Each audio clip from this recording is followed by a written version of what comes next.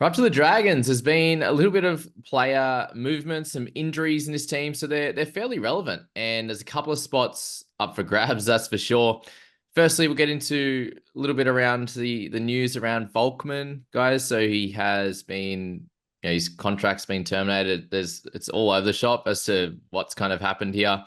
Nothing's really come out the last few days, but he won't be around. So potentially the stocks for Flanagan, for also Jacob Liddle, could be up there as well. And there seems to be a big fight for that left edge position as well. Scoop, let's get into the Dragons and kick it off with Corey Allen, who just got injured as well, didn't he? Yeah, they've had a couple go down recently. Poor Corey Allen's done his ACL, so he'll be out for the majority, if not all, the season. And yeah, just probably won't be relevant even when he comes back. Be one to look at for next year. And he's sort of fading out of relevancy now. I don't know whether we'll see too much more of him. I hope he comes back good. Yeah, I suppose the big thing for this team and their fantasy stocks would then be who would be after him in the pecking order if there's some injuries that we could maybe look at if something happened, I suppose. So let's get into Jack Bird now. One of those guys that there's a lot around him. He wants to play center. His knees are cooked. What are your thoughts on Jack this year? Where do you think he's going to end up, and maybe some thoughts around his play? I still think he's going to move a little bit, but I think that he probably will end up playing either center, or if he does play second row, he won't be playing 80 minutes. His knees are wrecked. Like he needs to take care of himself in order to not basically retire himself early. So I really can't see a world where you want to buy him now. And yeah, I don't think he can get around up and around towards that 50 average like we've seen with those sideways crab runs with tackle busts off the chest that he loves to do. I just don't quite see him doing it this year. For sure. So he's probably, I suppose, creates some a bit of a worry with that edge position if he happens to end up there at some point. And I suppose the ability for him to play sometime there, if he is a bench guy, maybe comes off with some edge time and the like. Because we have a few guys in contention here, and if you just watch my edge value video, there's some chatter around Ryan Couchman coming in and playing on the edge, given he does that in through the juniors and in reserve grade as well. And they've got guys like Tom Eisenhuth who can play that position, Dan Russell. So, what are your thoughts on that position in general? And do you think that one of these guys will sort of get that 55 to 60 and there might be a bench guy that'll come on for 2025? Is that where you're thinking? Yeah, I think that's probably the likely outcome. We've probably got the situation there's either a bench utility, which would help the edge position, or there isn't, which would then hurt the edge position a little bit, and but then give you like Liddle and Flanagan. So we're going to get somebody who's going to be relevant in this Dragons team at least. Ryan or Tom would both be good options if they do get that 60-ish minutes or so. I think Jamie was saying something like about 60 minutes is 10 points of value, and I've that's what I've got him down for at the moment. Anything more than that is just pure upside and lots of money. Yeah, definitely. And I suppose he's one of those guys that they could use through the middle for some minutes and potentially that edge 20 minutes or so as well. So at that would be annoying. I suppose like whoever gets the start is probably the guy we look at, unless it's Jack Bird at this point. Dan Russell would probably be a little bit too expensive, which we'll get to him in a sec. But yeah, Ryan's the interesting one there. As you've got him here, if most of the information is him going to be on the bench like last year, then he would not be of any relevance to us. Toby Couchman, more of a middle. So yeah, not much relevance for him at this stage when you've got JDB and Laurie, and then Harmasele we'll get onto as well. That'll take the bulk of those minutes. Jack DeBellin is someone that I'm personally fairly high on, just as a guy that you could probably plug in for the entirety of the year that doesn't play Origin. What are your thoughts on him? Yeah, he's one that was in my team for a little while too, but I took him back out just because I'm not 100% sure they'll play him for really massive minutes again this year with a couple of the signings and a new coach. So, look, he's definitely somebody who could start the season strong. We both remember the fantastic things that Horsburgh and DeBellin were doing last year, mid and late season, just tearing it up, scoring mid 60s half the time. But yeah, I'm just I'm a little bit wary of paying nearly 800K for someone in round one that I don't know is going to be an out and out superstar. So, I mean, if you want to go ahead and take the risk, sure. It's just, do you think he plays more than 60, 65 minutes? Because if he pushes towards 70, sure. But yeah, I'm not certain how it's going to pan out at this stage. Yeah, I'm thinking that way too, with the emergence of Ryan Couchman as potentially someone to take some minutes there, Hame Seli coming over, and Tom Eisenhuth, and then maybe he doesn't need to play the huge minutes. Just on that, it probably that risk alone, it can be worth leaving him out, like exactly like you said. So Eisenhuth as well, you touched on him a little bit. Anything more to note just on him as a player, or anything different from what I've said? No, not too much. I mean, he's another guy coming from a good system. He's got a bit of experience. I think if he does get that role, he'll be helpful for the Dragons. I think that honestly, he should be talked about more compared to some of these other edge options between about 400 and about 550K. There's a lot of them out there. And Tom Eisenhuth is probably a little bit underrated, I guess. I quite like him. Yeah, well, someone that brings along a lot of experience is what this Dragon side needs. Really, like they've just been sitting there with Ben Hunt as the guy that has all the experience and maybe a Lomax and no one really else. And I think Tom can fit into that mold, and you probably want him on the park as much as possible in this side. That's where I like him, but we'll have to see what coach says about that one for sure. All right, we've got the Fago brothers. So Matt and Maxi there. So Matt is that fair bit cheaper, but yeah, give us your thoughts on those two anyway. Yeah, look, outside backs in a team that isn't expected to do super well or score a lot of points, they mainly rely on those tries, those attacking line breaks and tackle busts and things like that when the team's rolling. And if the team doesn't do much of that, they don't score particularly well. I think that there's not room for both of them, probably just the one of them, because, well, you've got guys like Lomax, you've got Sully, and you've got Sloan potentially and things like that. I just think that if they're basement, sure, you could have a look at them and they can trickle upwards in value, but it's hard to see them doing too much in this Dragon side. Yep, and Viliami Fafita unlikely to get that spot at the moment. Sione Finau as well, a 250K forward that comes over. There's been a little bit of chat around him. Have you heard too much around that? Not so much, but even if he does come in, I wouldn't expect him to play a huge minute role immediately. Maybe he's somebody that if he does work into the year and plays well, we can look at later. But yeah, not to start with unless interesting things come up in TLT for me. Yeah, well, you can see the forwards aren't really a position that they have a big issue with, isn't it? It's more the outside backs that are fairly inconsistent for this side as to why they kind of struggle a little bit. So yeah, probably not the one to look at. We need that gun outside back coming through, I think.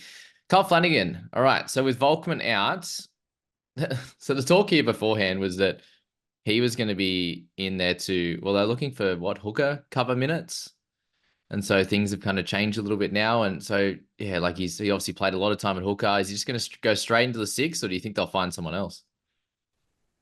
It's hard to say. It's one of those things that we're going to have to watch very closely as the preseason pans out, because the guy who looked like it might potentially do that, well, he's just failed his medical, and I think he's in limbo between two clubs at the moment. So Hmm. he really needs to have that certainty that he is the 5/8 in the halves to start round one, because if there's a utility or another half around, there's a huge chance he'll play some hooker minutes and maybe he just slots into the 14 role. If he does get the six roll, 80 minutes, what's your analysis on him? Yeah, I think that he's got value. I don't know if he's got really high value. Like he's a starting half for 350K. That's you've got to expect a little bit of value there. But I went back and had a look at some of the other halves that have been partnered with Ben Hunt in the last few years, mainly Tom Amone. And look, Hunt's really dominated the proceedings. He dominates the kick meters and the playmaking, and Lomax does the goals generally. However, the thing will be that pushes Flanagan from a okay option to a really good option is if he does start kicking goals in trials, because Lomax struggled in the first half of the year. I think he changed his kicking tee or something like that. Yeah. But if Flanagan ends up kicking over Lomax, full steam ahead, he could have 10, 15 points of value even. Yeah, that would just get him there pretty comfortably, wouldn't it? Whereas you do see a lot of those scores in sort of the high 20s, high to mid 20s, which is kind of his base. But on top of that, is he going to get the try assists in this type of team? They'll score tries. They're a team that has that in them. But yeah, they'll have games where they get pumped and he'll make his tackles, right? The kick meters will probably be lowish. So base around that 20-ish and then a little bit of attack. And yeah, really, it's probably the big thing is you're not going to get hurt by him, are you? If you leave him out.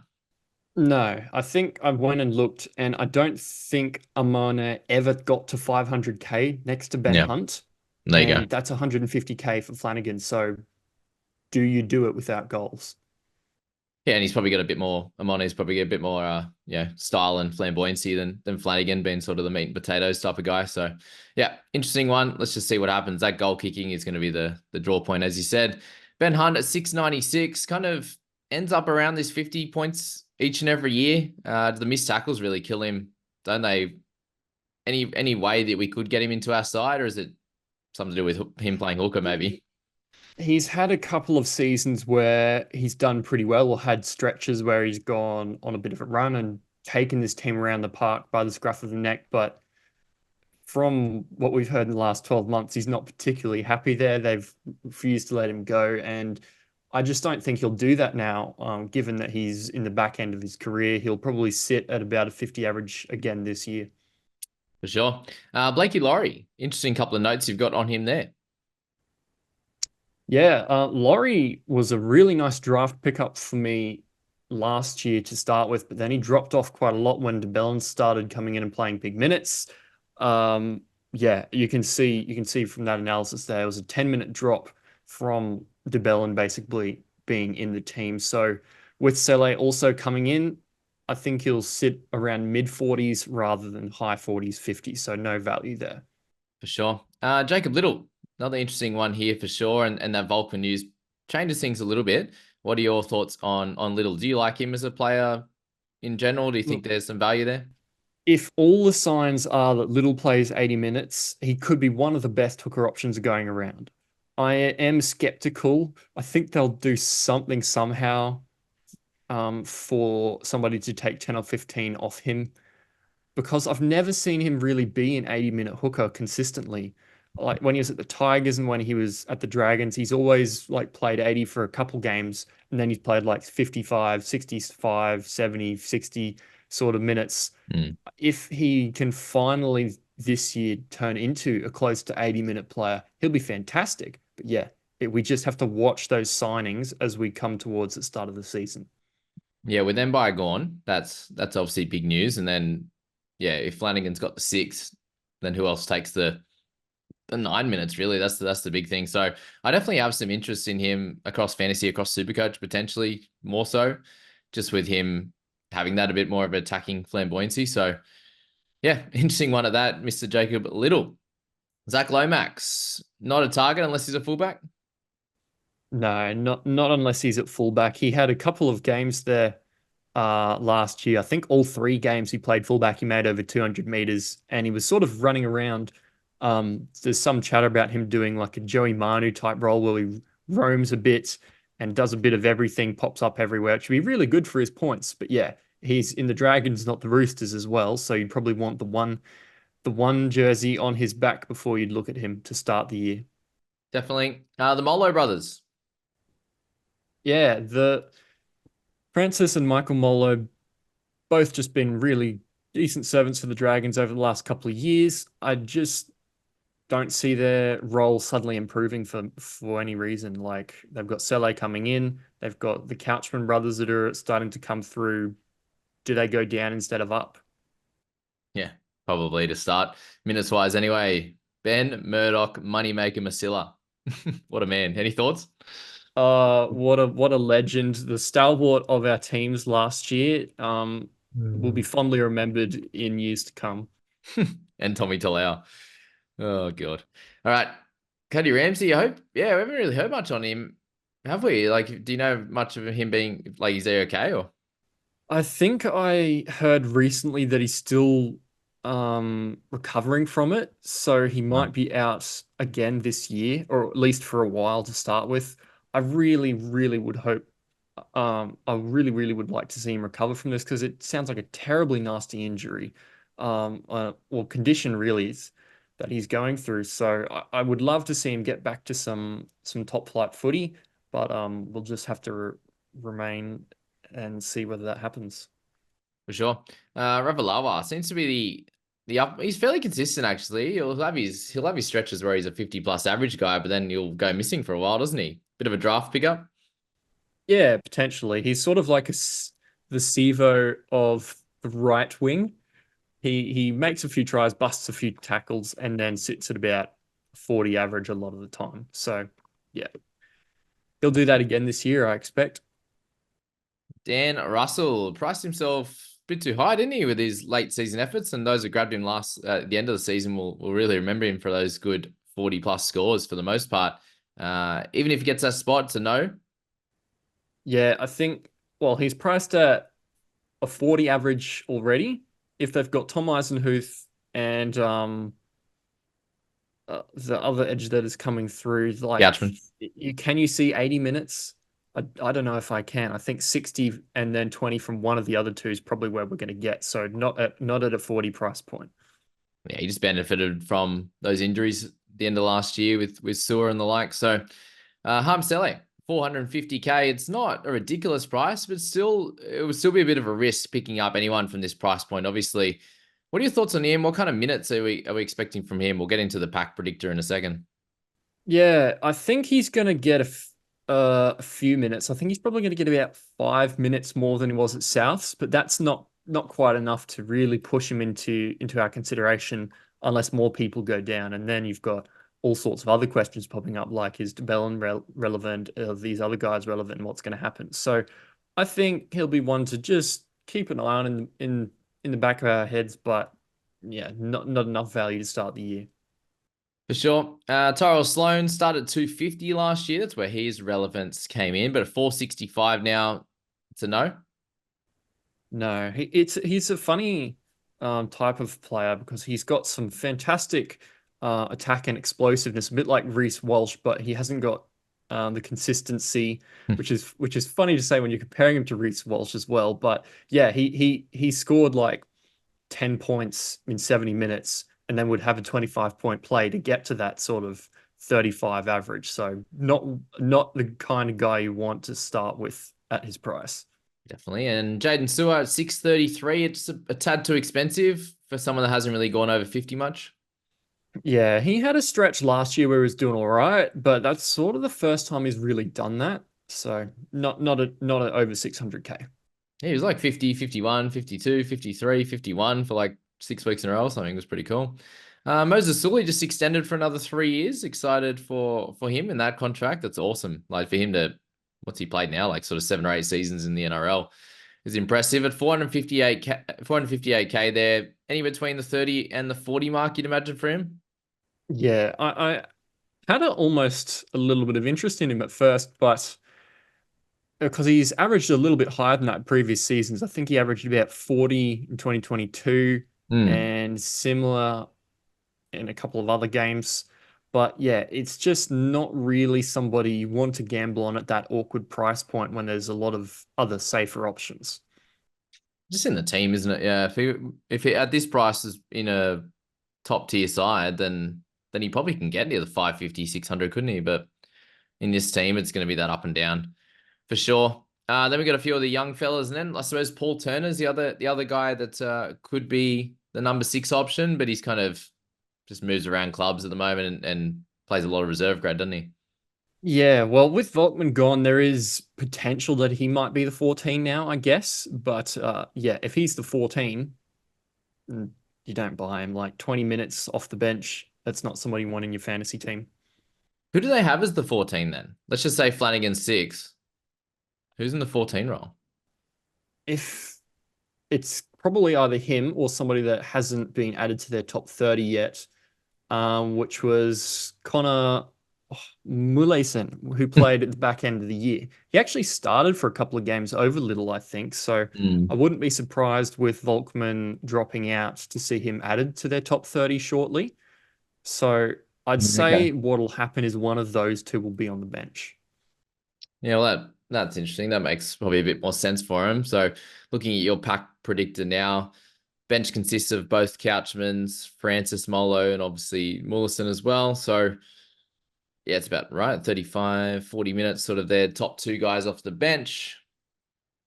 A little bit of cover there.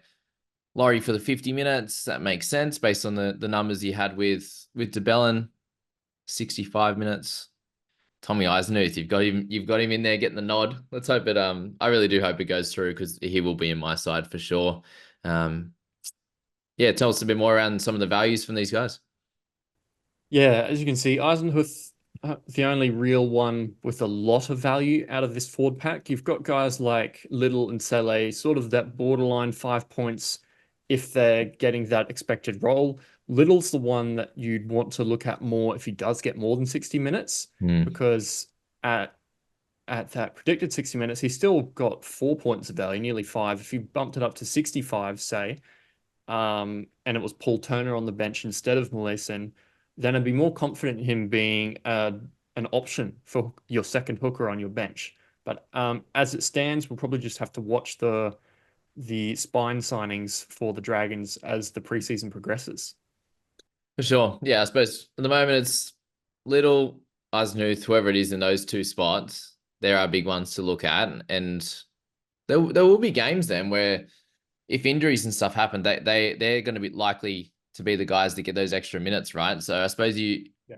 you have them there as that base minutes, and if you're happy enough with that value, with some potential upside in, Eisenhuth could easily be an 80 guy. Like he's played a lot of 80-minute edge games. It just depends which way they go on that bench. Because if you're saying Couchman's going to take that 20, yeah, you're expecting those sort of the starters to get some big minutes there. And does Francis Molo get that 40?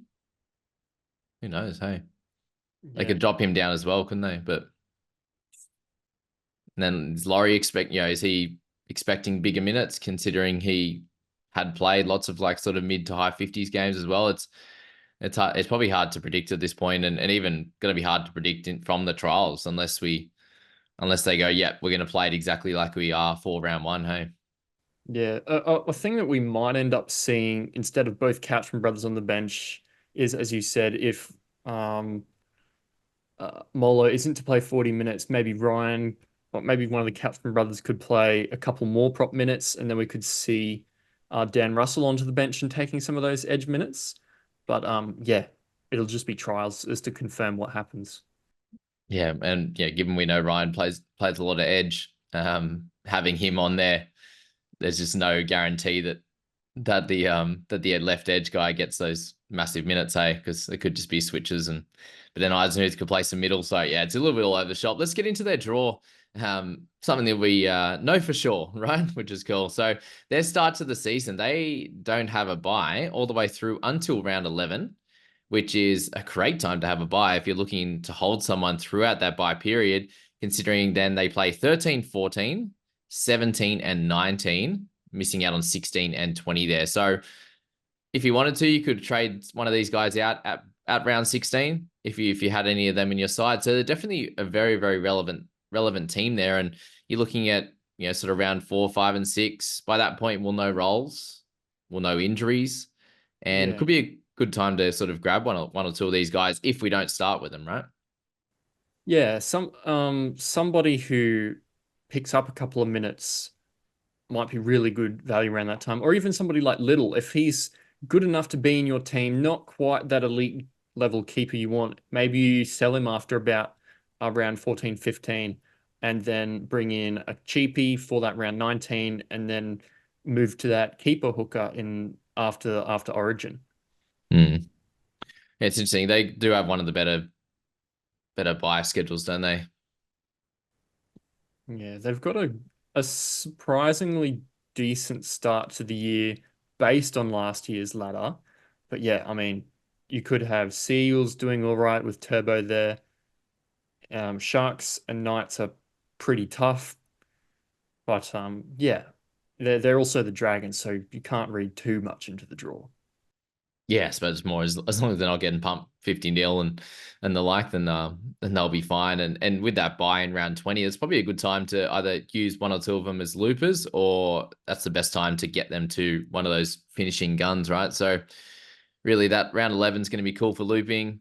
Round 16 is that one where it's like, well, either just hold through or trade them there. And if you do hold through to round 19, one of those guns, maybe it's a guy's like, oh, well, we were going to want them in round 19 because there's not many available.